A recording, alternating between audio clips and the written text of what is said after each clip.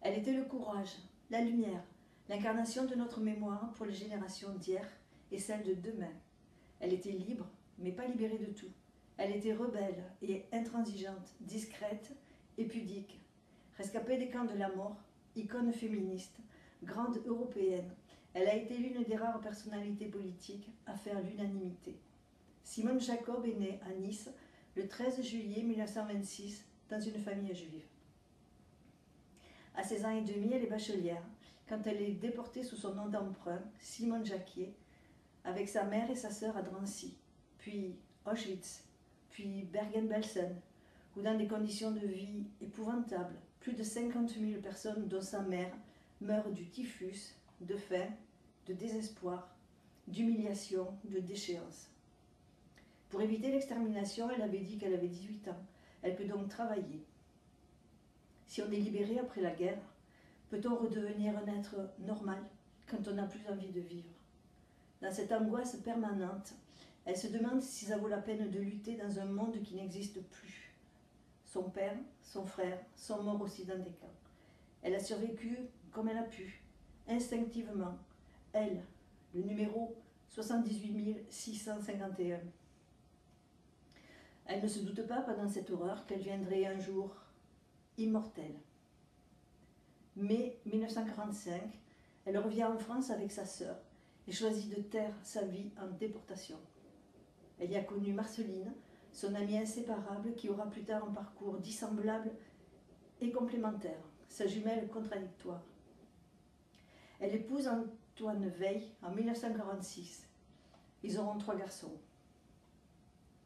Nantée d'une licence en droit et d'un diplôme de l'Institut d'études politiques de Paris, Simone Veil obtient en 1956 le concours de la magistrature et prend en charge les affaires judiciaires comme haut fonctionnaire de l'administration pénitentiaire. En 1972, elle est la première à siéger au conseil d'administration de l'ORTF et 2 ans après, elle devient secrétaire générale du Conseil supérieur de la magistrature. Ministre de la Santé sous Valéry Giscard d'Estaing, elle mène son combat au nom des femmes et présente un projet de loi dépénalisant l'IVG, ce qui lui vaut les foudres d'une partie de la classe politique et déclenche des manifestations dans la rue où elle est haïe. Elle doit casser l'image d'une tueuse d'enfants pour une frange de la population. Les attaques sexistes, les insultes diffamantes, les dérapages choquants faisant référence à la Shoah, et elle est accusée de vouloir brûler, gazer des enfants. Rien ne lui est épargné. Elle démontre que la loi rigoureuse qui interdit l'avortement, 300 000 chaque année, n'est pas appliquée. Elle est même bafouée, tout le monde le sait. Les plus fortunés vont à l'étranger dans des conditions sécurisées. Les autres ont recours à des moyens terribles. Certaines meurent du tétanos, restent stériles ou mutilées.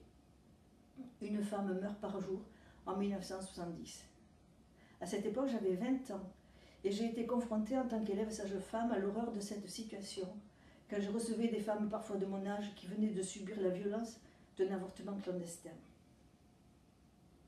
À l'Assemblée nationale, après 3 jours et 2 nuits, 25 heures de débats violents, le 29 novembre 1974, la loi sur l'IVG est votée par 284 voix contre 189 et elle entrera en vigueur le 17 janvier 1975.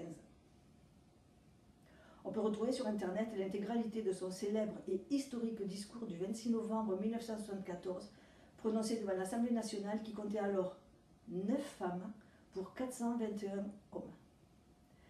Simone Veil reste députée européenne jusqu'en 1993, puis elle est nommée première ministre d'État des Affaires sociales, de la Santé et de la Ville du gouvernement Balladur. Elle termine sa carrière au Conseil constitutionnel jusqu'en 2007. De 2000 à 2007, elle préside la Fondation pour la mémoire de la Shoah.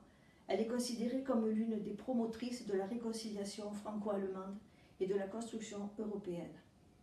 Le 20 novembre 2008, elle est élue à l'Académie française au premier tour de scrutin par 22 voix sur 29. Elle deviendra immortelle.